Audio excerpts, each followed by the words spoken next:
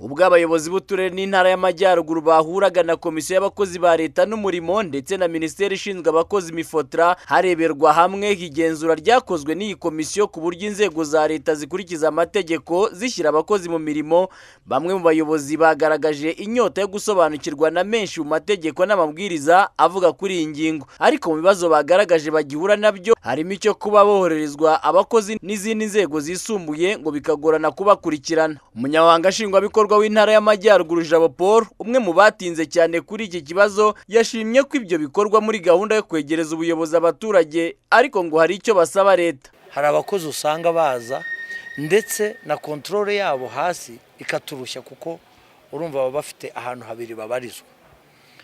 Mu byo rero twagaragaje kandi si iyo forum yonyine bigaragarijwemo, nuko uko akarere kagenda gahabwa imbaraga n'ubushobozi, abantu bose batinyuka tukabacungisha abakozi, aho kugira ngo twumve ngo hari umukozi wa ministeri runaka, hari umukozi w'ikigo runaka, ejo yanasiba tugakeka ko yagiye muri ministeri kandi na ministeri ikeka ko ari aho yamwohereje. Ni ingingo yatinzweho cyane n'abayobozi b'uturere tw'amajyaruguru n'abahagarariye, ndetse na Angelina Muganza, umunyamabanga nshingwabikorwa wa komisiyo y'abakozi ba leta n'umurimo, nawe ashimangira ko ubusabe bw'aba bakozi bwumvikana.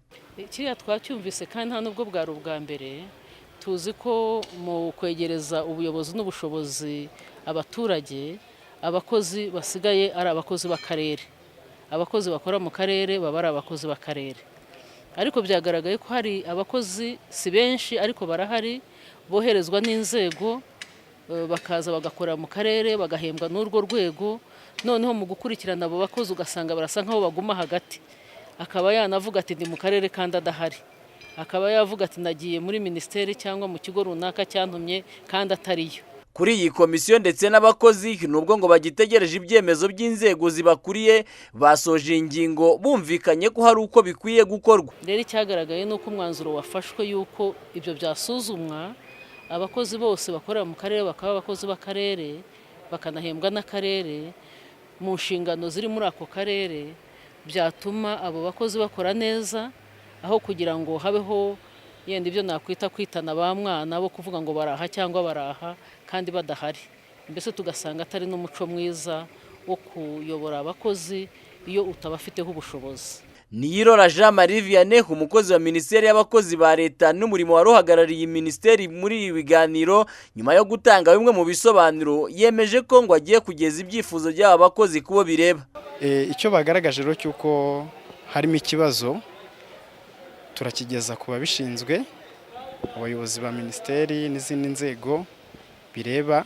Icyo kintu kizaganirweho, harebe uburyo hashobora kunozwa imikoranire y'inzego, za nshingano zari mu kigo zikaba zajya muri ako karere kugira ngo akarere kabashe kugira imicungire myiza koko y'abo bakozi. Nubwo hari ibibazo bikigaragara muri uru rwego, ariko muri rusange abakozi ba leta bo mu ntara y'amajyaruguru bavuga ko gusobanurirwa amategeko n'amabwiriza agenga gushyira abakozi mu myanya y'akazi no kuyibakuramo ngo bimaze kubagirira umumaro ukomeye mu kazi kabo ka buri munsi. Ibi ngo banabishingira kuba bigenda bigabanya imanza leta ishorwamo ndetse n'amafaranga zigendaho.